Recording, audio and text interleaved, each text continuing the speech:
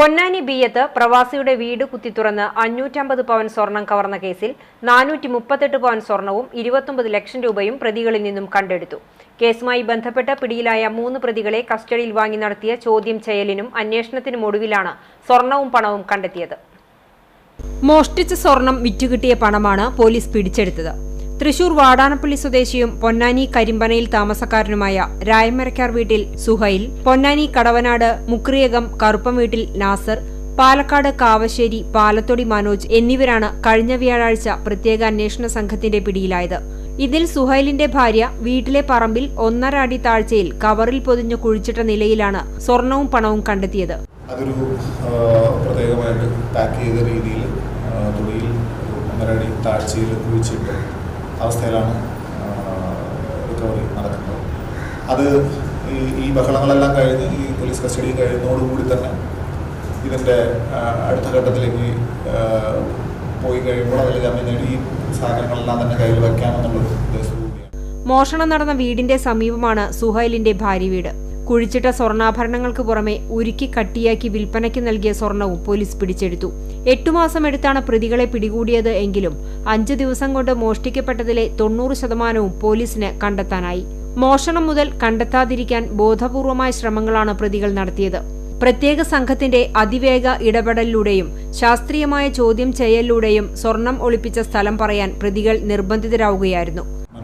ഈ 3 പ്രതികളെ കസ്റ്റഡിയിലെടുത്ത് വിശദമായിട്ടുള്ള ചോദ്യം ചെയ്യൽ മുന്നോട്ട് പോകുന്നുണ്ടായിരുന്നു. അതിൻ്റെ അടിസ്ഥാനത്തിൽ ഏതാണ്ട് കേസിൽ നഷ്ടപ്പെട്ടതെന്ന് നമ്മൾ ഇൻഫർമേഷനുള്ള അത്രയും തന്നെ സ്വർണവും അത് പണമാക്കി മാറ്റിയിരിക്കുന്നത് അങ്ങനെ വീണ്ടെടുക്കാനായിട്ട് കഴിഞ്ഞിട്ടുണ്ട്.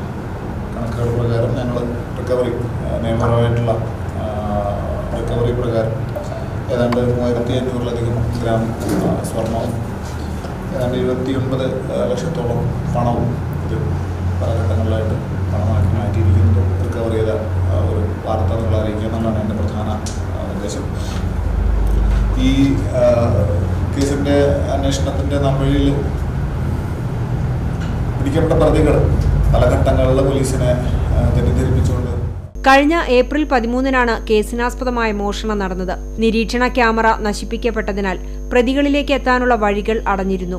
കേസിനു പിന്നാലെ നിശബ്ദമായി പോലീസ് നടത്തിയ കുറ്റമറ്റ അന്വേഷണത്തിനൊടുവിലാണ് പ്രതികൾ പിടിയിലായത്. പ്രഭു എന്ന മുൻകാലത്തിൽ ക്രിമിനൽ റെക്കോർഡ്സുള്ള വ്യക്തിയെ കണ്ടെത്തുമ്പോൾ അയാൾ കുറച്ചധികം കാലമായിട്ട് ക്രിമിനൽ ആക്ടിവിറ്റീസിൽ നിന്നെല്ലാം മാറി ഒരു ട്രാൻസ്പോർട്ട് കമ്പനിയിൽ ഒരു വാഹനം ഓടിക്കൽ കാര്യത്തിൽ പങ്കെടുത്തുകൊണ്ടിരിക്കുകയാണല്ലോ.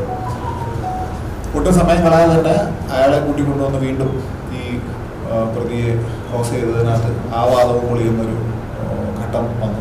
അപ്പോൾ ഈ പറയുന്ന വാദങ്ങളെല്ലാം തന്നെ പോലീസ് കസ്റ്റഡി കിട്ടിയിരിക്കുന്ന മലപ്പുറം ജില്ലാ പോലീസ് മേധാവി ആർ വിശ്വനാഥന്റെ നേതൃത്വത്തിൽ Tirur DYSP E Balakrishnan, Ponnani inspector Jaleel Karuthedath, Pothukallu police inspector Deepakumar, Ponnani പോലീസും മലപ്പുറം ജില്ലാ പോലീസ് മേധാവിയുടെ നേതൃത്വത്തിലുള്ള തിരൂർ, കൊണ്ടോട്ടി, നിലമ്പൂർ, മലപ്പുറം എന്നീ സബ് ഡിവിഷനുകളിലെ ഡാൻസ് ഓഫ് ടീം അംഗങ്ങളും ചേർന്ന പ്രത്യേക സംഘമാണ് അന്വേഷണം നടത്തിയത്. CCTV news, Punnoorkulam.